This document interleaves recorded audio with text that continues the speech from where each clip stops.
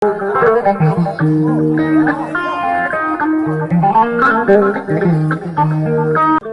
hakkunde mum e Ndakaaru ko fodde 160 kilométre ko famdi fof waddi holingo wuro ngo gonɗen.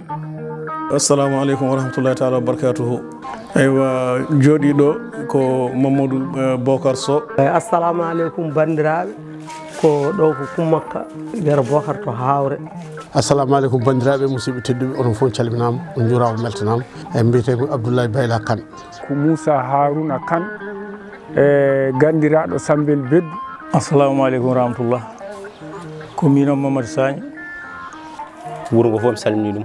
Min Adama Siley Wan ɗo jeeyami nder wuuro he. Assalamu aleykum wa rahmatullah ala wa barakatuh. E min mbitemi ko Alsan Abdoul Tall, jeeyami ɗo koto Hawre. ɓeɗo de kaali ko goƴaji certuɗi coklaɗi. École aji ɗi ko hen jeeya, école aji ɗi ko gonga, école aji nan ɗo mahama laamu tinnima waɗi hen doole mum, kono so tawi ɓeydama kadi base ala hen. Emin karojini e ɓeyde. E ko refti hen ko pour affaire cellal ɓalli. E ko ma neɗɗo sella nde wawa rewde Allah, wawa wadde goɗɗum kadi. Ndiyam kadi ko nécessaire wuro ngo. Gueɗel ɗimmel ngel beddaji ɗi pewani, ɗi lottisaka, ɗi pewnaka hay hunde. ɓe meeɗani miijade ni holko woni lottissement lawol. Wuro noon wawa ɓeyda taw lawol ala. En anda wuro ngo ɓooyi wadde pusam guila 83 wuro ngo waɗi pusam, calɗi ɗi ene pecciti wuro ngo, ene bonna wuro ngo no fewi. Min kaldo e ma ɗo cangol nena galleji amen ɗo cangol hitande fof bonnat. Min jiiɗi wallede cangol ngol beele no ngol so ngol mayat walla no ngol waɗirte ngol bonni galleji amen. Min jiiɗi wallede cangol ngol no ngol fewjane. Laamu ngu watta e mogol haqqille. Min ɓooyi wullitade ɗon kono Allah ñawani taw.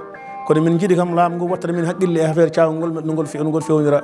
Caali ɗi ko ɗiɗi manngol ngol fecciti hakkude wuro ngo fof. Toksol ngol fecciti galleji amen ɗo ɗi. Hami cohli ndiyam, ɗum ɗo Islam tinnata ɗum ko ndiyam ardi fof e rewi hen noon ma nande nuur walla jeeyge. So tawi min keeɓi ɗum ene moƴƴi amen, hamin jiiɗi ɗum ene woodi, so ɓeydama kadi ene moƴƴi. Ko adi fof taw d' abord ko cellal tout d' abord la santé. Cellal ngal hamin jiiɗi ɓeydanede, hamin jogui cellal safrorde kono hamin jiɗde ɓeyde personnel ɓe ɓeyde kadi ɗum yaccine, kadi ɗum fewnte, kadi ɗum toppite. Nden noon bani adama ala fof heeɓi aduna caggal cellal muɗum, cellal ngal tout d' abord. Eyyi ko affaire ladde amen nde cum ina tampini min trop, ladde amen fof sumi ha laaɓi. Allah andi kadi min mbatta jogolamin kallo ɗum taw ko min jinno hen walle. Tawi ko gonga hamin cohli jeere, hamin manka jeere no fewi. Jeere kam hamin jiɗɗum ɗo wuro ɗo. Eywa so min dañi kadi jangde Qur'ana koko ene wuure he, min jiiɗi laamu ngu watta haqqille e jangde Alqur'ana nde. Eywa duɗe ɗe laamu ngu watta haqqille e duɗe ɗe, watta almuɓe watta haqqille mum e sukaɓe almuɓe janggoɓe. Cellal mabɓe nena ɗon, safaruji mabɓe ha e comci mabɓe ha e ɗo lele ha e fof nena ɗon. Emin jiiɗi laamu ngu watta e ɗum haqqille. Laaɓal laabi ɗi hamin jiiɗi wallede matériel ji beele wuro ngo ne laaɓa. e wonde hôpital o kadi toppite kadi fewne cellal ɓalli ɗum kadi hamin jiiɗi ɗum. Laabi ɗi pewne ha feewa nde wonno développement wuro wawa yaade taw laabi ngala, ɗum ko hen gueɗel gotel. Laabi amen foof uddama, wuro ngo funnaki makko hirnaki makko, ala fof ɗo lawol ɓennata hande. État o ne futtini guite mum ne daara, sa nani état noon ko wadɓe wonɓe représenté état ɓe ala hen ko daari. Kamɓe ɓe daari tan koye mabɓe, ɓe daari tan ko fewntiɓe ko no ɓe ƴawa ko fewnti population o ko. Kadi hamin jogui kadi collége kadi hamin jiiɗi kadi wallede e courant. Hamin jiiɗi wallede e courant. Hamin cippiri hen toujours kono noon min keɓan taw. Hamin jiiɗi wallede sukaɓe amen jangata tan koye niɓɓere. Eyyi jangata tan koye andi yaaɓe ha collége. So tawi ala courant aɗa andi ɗen golle pewata. Hamin ñagori Moussa Bal kadi nde waɗanta min justice goɗɗi. Hamin ñaguimo. Ko banggue l'islam o taw min jiiɗi ɓeydanede. Ko wayno banggue jumaji e jamaji. Jumaji e jamaji ɗi ko ɗum min jiiɗi ɓeydanede pewne aɗi manki ko fewde. Eyyi ɗum min ɓuuri sohlu taw d' abord. Hôpital la santé pour les hommes d'âme cellal mabɓe kamɓe sukaɓe rewɓe haɓe cohli échographie, par ce que ɗon sukdebbo kala fof sukdebbo cowiɗo ene koma yaltini wuro ngo waɗe échographie banggue goɗɗo, soit wawde walla soit gurgoɗɗe.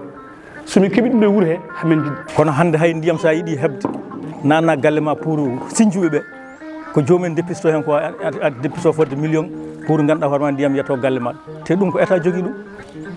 ko état foti fewnude ɗum ɗon fewnan ɗum population aroɓe e jooɗiɓe fof tawaɓeɓe eɓe jogorɓe e jogorɓe arɓe fof état foti ƴewan ɗumen on plan. ko hono noon ndema ko e haajuji maɓɓe jeeya. eyyi so ɗum ɓenni andi aduna jogui ɗum ko ndema e gaynaka jogui aduna ko ndema e gaynaka hamin jiiɗi ndema ka kadi wallede hen wallede e ndema he beele hamin mbawa dañi kadi nomin guurdi minen ɓesguji amen hamin jiiɗi kadi ladde nde kadi waɗe kadi sécurisé ladde nde kadi reene cumuji ɗiɗi keewi en tampini min e ladde he ladde nde heewi cumuji no feewi bo huuɗo heɓama ha heewi kono feccere suumi hamin jiiɗi gandanɗa hoore maɗa ladde nde ne watte sécurisé pour gandanɗa hoore maɗa beele ene wawa hisde huuɗo ko ne wawa hisde jawdi daña no huuri hamin jiiɗi pour affaire ndema men ba hande uji aduna hande no way tiddini hande ala ko wawi jogadini hande sowona ndema uji tako ndema wonde waalo ngo min jogui waalo leydi no kewdi hamin jogui ɗumen mais mi manka tan ko affaire no fewnira rawane fewnama ɗo kono fewani joni min jiɗi joni ko banno min mbaɗna hen tiwoji walla kanangal maahe nde min mbawa remde nde tampere amen usto wuro ngol ko hatojini ene heewi e oɗo saaha joni o kam mo gonɗen o e komin ɓuuri wawde hatojinde joni o emin joguino guesa Seynis Ba min puɗɗinoma remde hen seeɗa eywa mataw hitande wotere walla duuɓi ɗiɗi so heewi guila nde noon guesa ba ne jogui probléme o min dokki yo récule taw probléme o no ɓuuri wonde probléme o nde wonno guesa ba eɓe woɗɗi maayo ko canal o ko addata ndiyam ko ɗum woni probléme guesa ba min mbaɗi hen feereji amen won dépisiɓe ha heewi kono alana min gartam taw somin jiiɗi somin dañi guesa ba beele ɓe fewna e barewa lawol. hawre heɓino courant ɓooyi kono wonto courant o yettanoki ma won joni hitande ko Baba Diallo directeur général AGER sukki nden wuddere.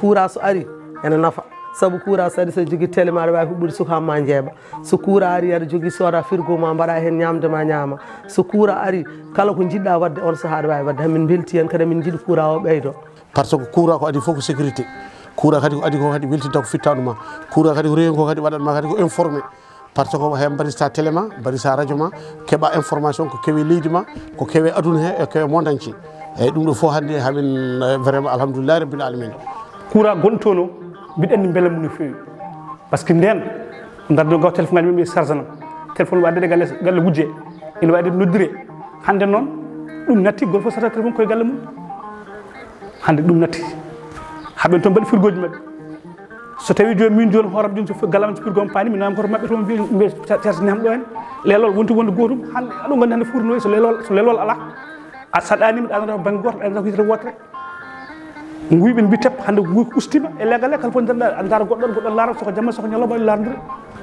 ɗum kay vraiment ko weltare no fewi weltime no fewi wallahi min jaɓɓuri ɗum hawre fof jaɓi ɗum ko ɓeydugol courant gol ko hawre fof jaɓɓi ɗum par ce que nde ɗum ari ko alano fof o woodi nden min gummoton ɗo henne min jaaha guure amin jeeɓo e téléji ɗum ko courant joni Allah waɗi ari ha e nder wuuro he wuuro ngo famɗino on banggue kadi ɓeydama nden ɓe gummotono ko dow ɓe gara hakkude wuuro ga ɗum joni natti sa waɗi frigo nanata courant e galle ma mbaɗa frigo mbaɗa télévision sukaɓe ma jaltata galle hay nokku jahata ko ɗon yeɓata hay goto tampata on banggue amin belti hen no fewi e ballal Abou Kane e fewde e Baba Diallo eɓen jogui probléme courant o grâce à Baba Diallo min duuɓi nogas maɗa duuɓi capantati mbiɗo wuuro hem yaani hay nokku kono ala fof ɗo courant ɓeyda tan fodde ganduɗa hoore maɗa hasinno ko capanɗe jeegom métre ɗo wonno ɗo ko ɗon tan woni guila e Abdoulaye Wade ko Abdoulaye Wade wanno hen ko ɗon hatti goɗɗum waɗaka ɗo ngal ɗo leegal so wonano Baba Diallo Allah e Baba Diallo courant ɓennata ga hen to banggue ñaamo wuuro to kanko Baba Diallo o ɓeydi toon courant galleji toon gonnode gandani courant ene wuuro he kono Allah newni e ballal e ñagude makko kanko Abou Harouna Moussa o courant ari toon e gal leegal fof kam yeynima fof moƴƴi kam o tinnima hen no fewi min beltanimo hen saabu ndiyam en courant en ɗum ɗo koye diine jeeya ɗum ɗo koko wallata miskineɓe ko wallata gurdam no fewi min beltanimo ɗum no fewi kanko Baba Diallo eywa kanko Baba Diallo kadi min carani e duwanademo saabu emin gandi haqqille makko ene wuuro he nde wonno haqqille makko ene Abou Harouna Moussa Abou Harouna Moussa ɗum haqqille mum woniri e wuuro he ni kanko noon haqqille makko woniri Abou Harouna Moussa ɗum waɗi min ñaganoɓe Allah kamɓe ɗi fof cellal e kisal balɗe juuɗe battane moƴƴe courant wuuro ngo ene wallo courant kono noon aɗa andi ñande foof ene siñce yimɓe cinci daraki toujours leɗɗe ɗe courant o ene ronko waɗi ɗum attaqué bo ronko waɗi ɗum attaqué à la fin leɗɗe ɗe goni ɗe galani courant kono noon ɗeɗo rewane noon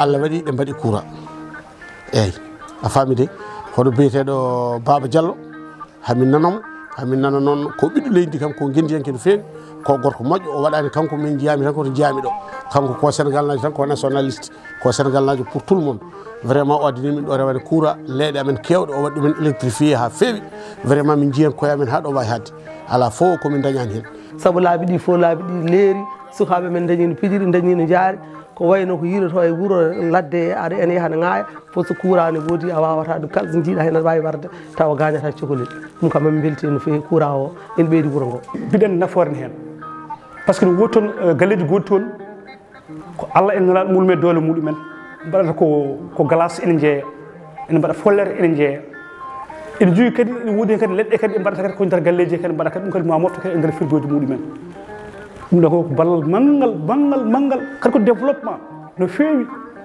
ko développement no feewi par ce que wuuro wawata wadde développé taw courant ala ngal on leegal joni so tawi joni wona hunde laaɗi par ce que woni rawane ha hande so tawi ɓe ngalani courant hande koye tampere ɓe gonno joni ɗum ari guir rawane ha hande alhamdulillah te min ɗemin goɗɗum kadi ma arkati ɗum kay vraiment ko ɓamtare hay belte no feewi courant garɗo henne kay so ari koye amen ari koye neema ko rahma mawɗo hamin jaɓɓi ɗum hamin jettini ɗum koye amen hamin jiiɗi ɓadade ɗum e takkade ɗum no feewi e hedde banggue muɗum e so ɗum ɓenni e duwanade manande adduɓe ɓe yo Allah hokkuɓe sembe no ɓe gaddiri ha yetto ko ɓerɗe amen cohli ko eyyi min joni ɓerdam nde ene taƴatno ayi to darimi ɗo ko bâtiment min mayi ɗum ene waɗi 10 pièces kono courant o ene woɗɗuno kam kono Allah waɗi Alaji Baba Diallo intervention makko courant ari ha yettima ko ardi foof hay téléphone ma waɗa charge o sa ala courant ko ma jaaha galleji goɗɗi carsuya a wawa hebde télé a wawa hebde frigo hay so tawi ganduɗa hoore maɗa a dugui nduggu maɗa moƴƴo ala ɗo mbaɗɗa kono so tawi dañi courant koy a soodi frigo ma sa soodi nduggu maɗa wawi wadde e nder frigo maɗa taw bonata ɗum hen goɗɗo nafoore courant kam ala ɗo hayɗi